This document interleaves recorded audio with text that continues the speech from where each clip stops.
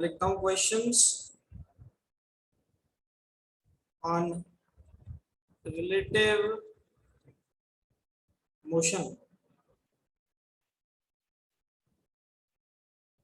Questions on relative motion.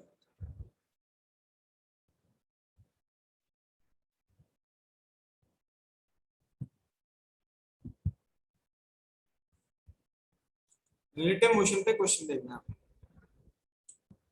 अब relative motion पे question कैसे आते हैं, सबसे पहले अपन एक बेसिक क्वेश्चन की तरफ चलते हैं। हमने ट्रेन वाले क्वेश्चन पिछली क्लास के अंदर करे थे। हमने ये देखा था कि एक ट्रेन है which is coming in the opposite direction of another train. ये लो एक ट्रेन बनाता हूं यहाँ पर ऐसे, ठीक है। इस ट्रेन के एक ऑपोजिट डायरेक्शन में एक और ट्रेन आ रही like this, with they both are moving with some speeds, opposite direction में चल रहे हैं। इनकी कुछ ना कुछ लेंथ होगी। हमने इस टाइप के क्वेश्चन किए थे कि कितने टाइम में ये जो ट्रेन हैं एक दूसरे को क्रॉस करके निकल जाती है, ठीक है। हमने क्या किया था, फॉर दैट हमने ये देखा कि सबसे पहले ट्रेन ए को ट्रेन बी को ओवरलैप करना पड़ेगा, मतलब उसके बराबर आना पड़ेगा, और फिर ट्रेन ए को इस दूसरी ट्रेन से आगे निकल जाना पड़ेगा, ठीक है। अगर इस तरीके का अरेंजमेंट हमें देखने को मिले तभी हम कहेंगे कि हाँ भाई यहाँ पर क्या हो रहा है।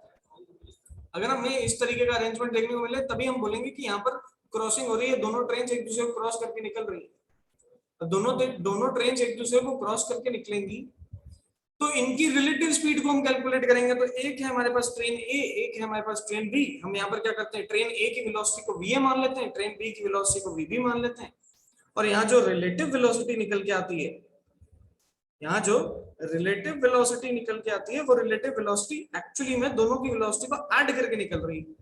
क्योंकि हाईवेज पे अपन ने देखा है कि जब कोई बस या कार हाईवे पे ऑपोजिट डायरेक्शन से हमें अप्रोच करता है तो उसकी स्पीड हमें इंक्रीज्ड दिखती है। ऐसा लगता है कि वो तेज आ रहा है, लेकिन एक्चुअली में वो तेज नहीं आ रहा।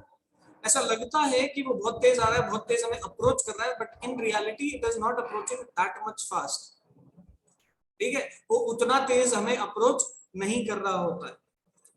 तो रिलेटिव वेलोसिटी का फंडा अपन ने यहां से सीखा, वी ए प्लस वीबी, ये वाला फंडा हमारे पास आया। दूसरी चीज अगर अपन यहाँ पर बात करें तो कैसे अपन ने टाइम निकाला था। टाइम निकालने के लिए हमने दोनों ही ट्रेन की लेंथ को देखा। पहले की ट्रेन की लेंथ को हम L1 मान लेते हैं, फिर दूसरी ट्रेन की लेंथ को हम L2 मान लेते हैं, ठीक है। बोथ द डिस्टेंसेस अगर बात की जाए तो हमारे पास आंसर आएगा L1 प्लस L2। क्या आएगा, L1 प्लस L2। टाइम की अगर बात करें तो कितना टाइम यहाँ पर लगेगा, टाइम हम जानते हैं will be distance upon speed. तो डिस्टेंस अपॉन में करके स्पीड, और हमारे पास आंसर यहाँ से कैलकुलेट हो जाता है। डिस्टेंस कितना, L1 प्लस L2, स्पीड कितनी, VA प्लस VB, और इनको डिवाइड करते ही हमारे पास क्रॉसिंग का टाइम निकल के आ जाएगा। भाई सेम गोज विद, अगर ये चीज क्रॉसिंग के अंदर हमारे पास एप्लीकेबल है तो ये सेम चीज एप्लीकेबल हमारे पास एक और चीज के अंदर। अब बोलोगे सर कहाँ, ऐसी सेम चीज और कहां पर एप्लीकेबल है, तो बेटा ओवरटेकिंग में भी यही चीज एप्लीकेबल है, ठीक है। हमने उसका भी क्वेश्चन देखा था। हमने देखा कि मान लो ये एक ट्रेन है and there is one another train, both are moving in same direction with some velocity, both are having some lengths. So in order to overtake the first train, first of all it will come to level with the other train। भाई सबसे पहले first train जो है वो उसके level में आएगी, उसके बराबर आएगी, और फिर जो फर्स्ट ट्रेन है वो सेकंड के आगे निकलेगी।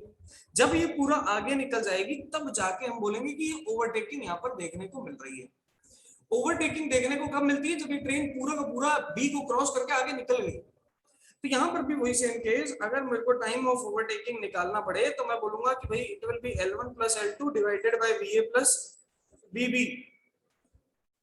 L1 plus L2 divided by VA plus VB, and this will be the answer, ठीक है।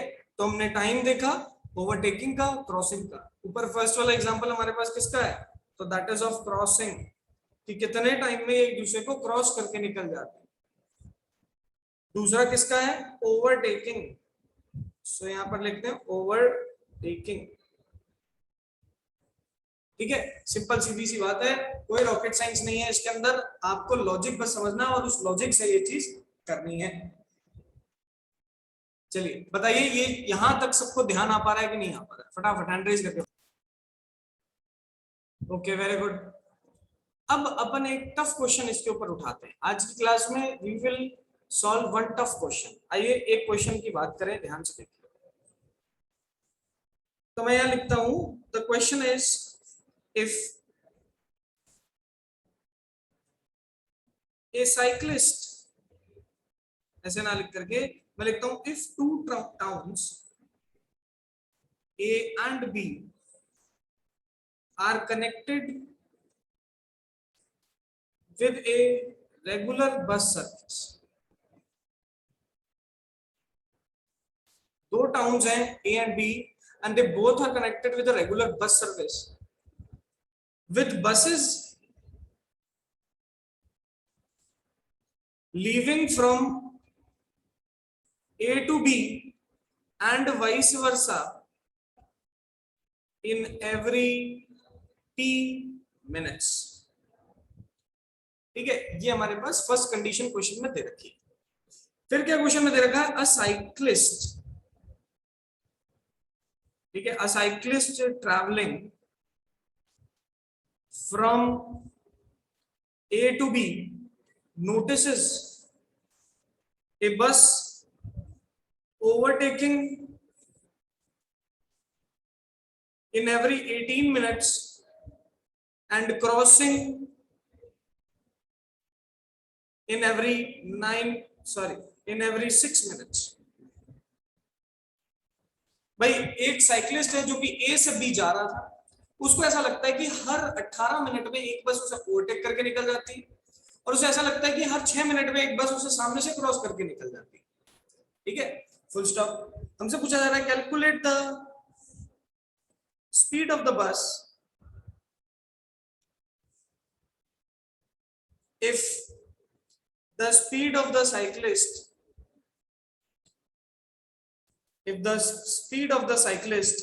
is 20 km/h। हमें बता रहा है कि यार जो स्पीड है बस की वो कितनी है, अगर साइक्लिस्ट की स्पीड कितनी है, 20 किलोमीटर पर आवर है। ठीक है, ये हमें पता करके यहाँ पर बताना है। अब हम कैसे बताएंगे, सबसे पहले उसके लिए हमें क्वेश्चन का इसका ब्रीफ डायग्राम बनाना पड़ेगा, एक डिटेल्ड डायग्राम बनाना पड़ेगा। ठीक है, अब उस डायग्राम को समझें पहले, फिर अपन इस क्वेश्चन पे चर्चा करेंगे। देखिए मैं बनाता हूं सबसे पहले town A. So this is the town A. Town A से बी की तरफ हमने इस तरीके से एक लाइन खींच के ऐसे दिखा दिया, like this।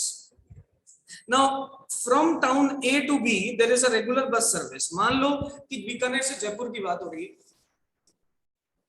तो बीकानेर से जयपुर की फॉर एग्जांपल हर आधे घंटे में एक बस निकलती होगी, और ऐसे जयपुर से बीकानेर के लिए भी हो सकता है हर आधे घंटे में एक बस निकलती होगी। तो हर आधे घंटे में अगर कोई बस निकल रही है एक जगह से दूसरी जगह, तो टाइम इंटरवल कितना है दो बसेस के बीच? टाइम इंटरवल कितना है? आधा घंटा।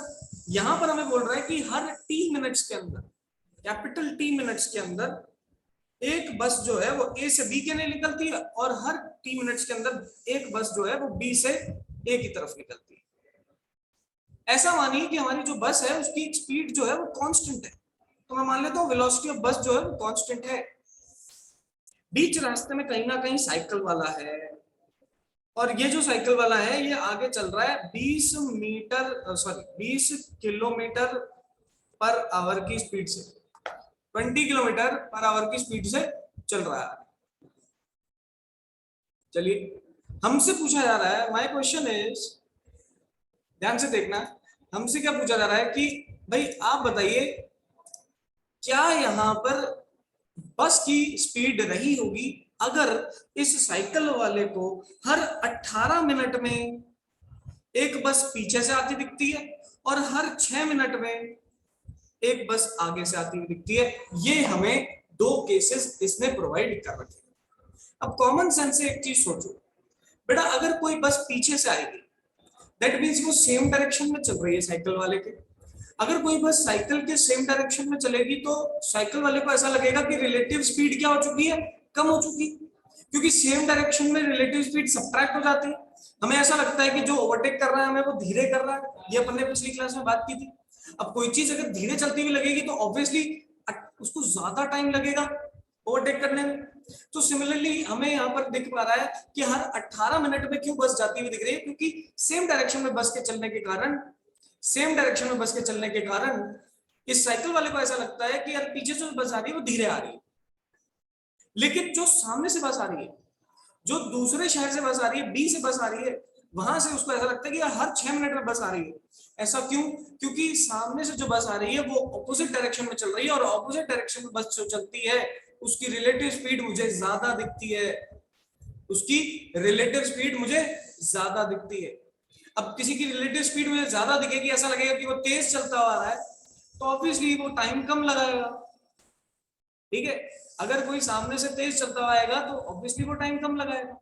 तो इसीलिए इसे लगता है कि सामने से हर बस जो है वो 6 मिनट में इसके पास पहुंच जाती है।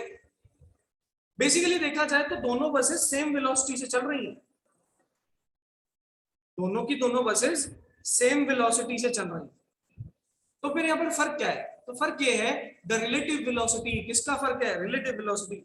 मैं यहाँ बोलूंगा रिलेटिव वेलोसिटी या relative speed in same direction. 21 भाई, सेम डायरेक्शन में अगर रिलेटिव स्पीड मुझे निकालने को पूछी जाए तो मैं क्या करूंगा? पीछे से भी बस आ रही है और जिस डायरेक्शन बस जा रही है उसी डायरेक्शन में आगे साइकिल वाला भी जा रहा है, तो हम यहाँ पर क्या बोल देंगे? वीसी, या बोलूंगा वीबी, वेलोसिटी ऑफ बस minus velocity of cycle. Answer क्या आ जाएगा? ये इसको इसी फॉर्म में रहने देते हैं। फिर क्या आता है मेरे पास? Relative speed in opposite direction.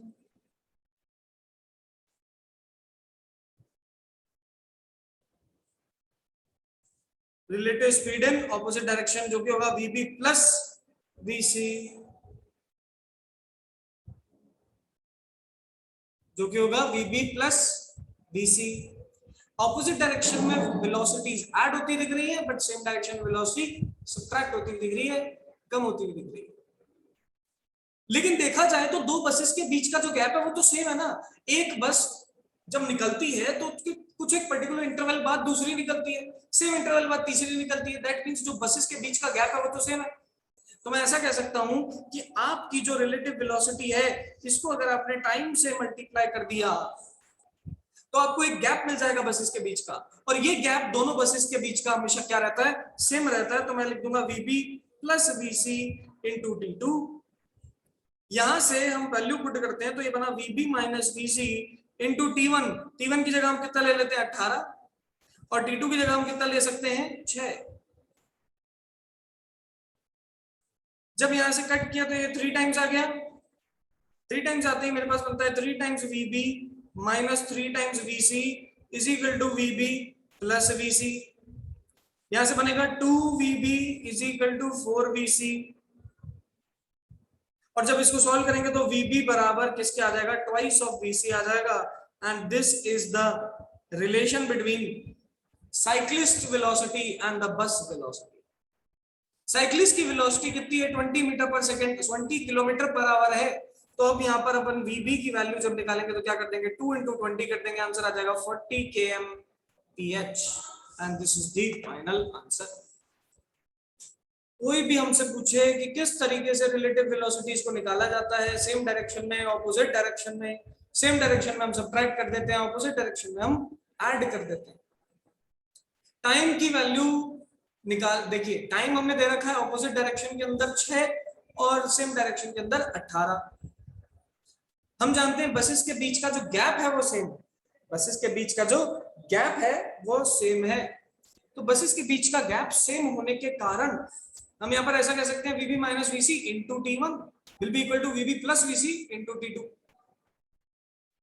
ठीक है, T1 T2 की वैल्यू लगाई, इस इक्वेशन को सॉल्व किया, आंसर मेरे पास क्या निकल के आया? VB is equal to twice of VC। इसका मतलब जो भी साइक्लिस्ट की वेलोसिटी है उसकी दुगनी वेलोसिटी किसकी है? बस की है।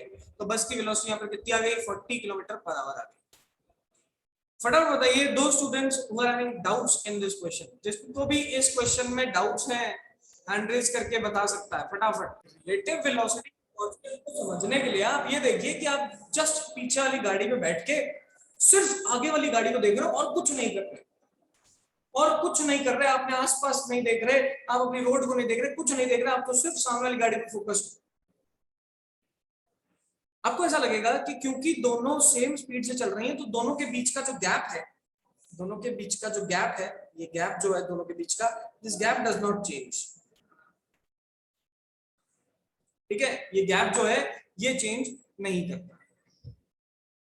अगर ये गैप दोनों के बीच का चेंज नहीं कर रहा है, ठीक है, दोनों कार्स जो है उनके बीच का गैप चेंज नहीं कर रहा है, तो आपको ऐसा लगेगा क्योंकि आप और कुछ नहीं देख रहे, आप इस गाड़ी को देख रहे हो, क्योंकि आप खुद किस पे हो, रेस्ट पे हो, आप तो गाड़ी के अंदर बैठे हो ना बड़े आराम से, तो आपको ऐसा लगेगा कि सामने वाली गाड़ी भी किस पे है, रेस्ट पे है, वो खुद ही नहीं चल रही है।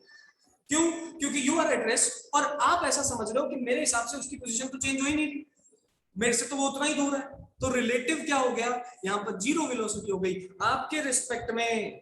अगर इसकी वेलोसिटी को देखा जाए तो कितनी लगेगी, जीरो लगेगी। क्यों? क्योंकि रिलेटिव बात की जा रही है, एक आदमी के, एक मूविंग ऑब्जेक्ट के रिस्पेक्ट में ये बात की जा रही है। This is known as the concept of relative velocity, यही हमारे पास पूरा रिलेटिव वेलोसिटी कॉन्सेप्ट। ठीक है, किस तरीके से हम यहाँ पर निकालते हैं, सेम डायरेक्शन में अगर कोई दो चीजें चल रही होती है तो रिलेटिव वेलोसिटी सब्ट्रैक्ट हो जाती है।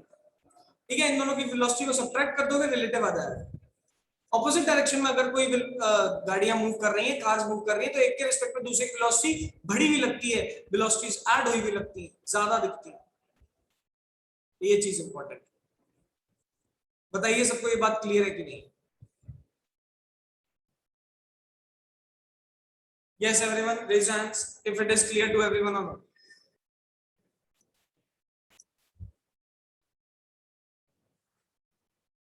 यहाँ पर मैं लिख रहा हूं कि एक train L meters long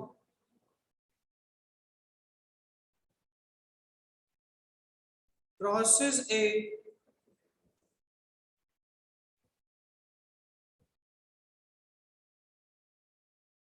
electricity pole in 40 seconds. एक पर्टिकुलर ट्रेन थी जो कि एक इलेक्ट्रिक पोल को 40 सेकंड में क्रॉस करके निकल जाती है। Full stop. Calculate the length of the train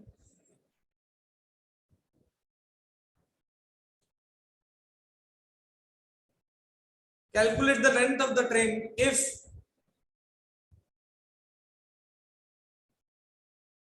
the speed of train is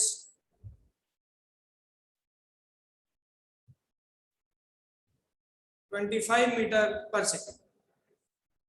अगर ट्रेन की स्पीड जो है वो 25 मीटर पर सेकेंड है, तो आप बताइए कितनी लंबी होगी ये ट्रेन। ठीक है, ये हमसे क्वेश्चन पूछ लिया गया। पहले इसके पीछे लॉजिक देखिए, लॉजिक समझेंगे, फिर मैं आपसे पूछूंगा कि क्या आंसर कैसे निकाला जा सकता है, क्या आंसर आए। देखिए, इलेक्ट्रिसिटी पोल बनाते हैं सबसे पहले।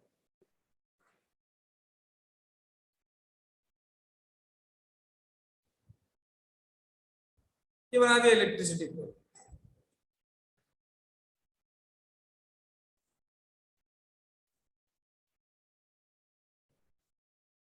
यहां से आई ट्रेन। देखिए, ट्रेन इस इलेक्ट्रिसिटी पोल को क्रॉस करके कितने टाइम में निकलती है, तो 40 सेकंड का समय लगाती है। ट्रेन जो चल रही है वो 25 मीटर पर सेकंड से चल रही है। ये क्वेश्चन अपन को दे रखा है और ये हमारे पास इलेक्ट्रिसिटी पोल है। ठीक है, ये हमारे पास इलेक्ट्रिसिटी पोल है। अब हमसे ये पूछा जा रहा है कि यार आप बताइए, ठीक है, हमसे ये पूछा जा रहा है आप ये बताइए कि कितना लेंथ होगी इस पर्टिकुलर ट्रेन की।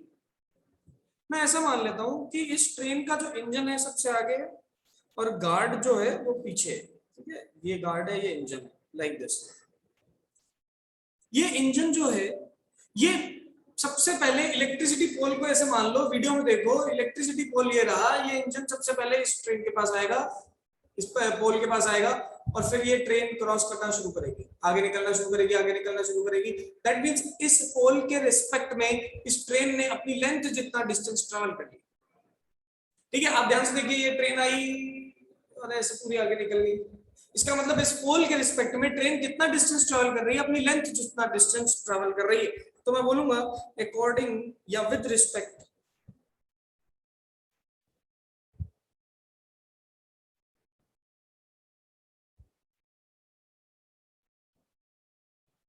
with respect to the pole, with respect to the pole, the train crosses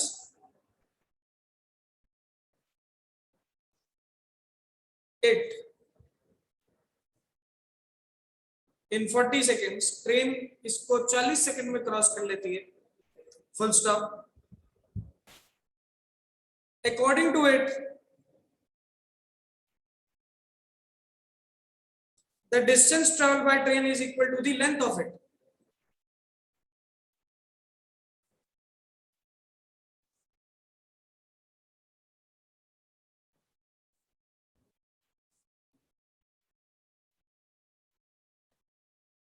इसके हिसाब से जो ट्रेन की लेंथ है उतना ही इसने डिस्टेंस कवर किया होगा।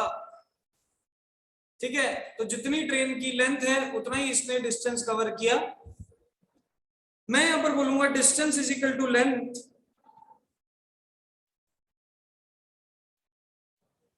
मैं यहां पर बोलूंगा टाइम जो है वो कितना है 40 सेकेंड्स। मैं बोलूंगा यहाँ पर स्पीड जो है वो कितनी है 25 मीटर पर सेकेंड। अब देखिए सारी चीज मेरे को दे रखी है, लेंथ जो है वो डिस्टेंस के बराबर है, टाइम जो है वो 40 सेकंड के बराबर है, स्पीड जो है वो 25 मीटर पर सेकंड के बराबर है। तो हम जानते हैं लेंथ या फिर distance is equal to speed into time होगा। डायरेक्टली हम यहाँ पर क्या कर देंगे, distance is equal to speed into time. So 25 into 40, so the answer becomes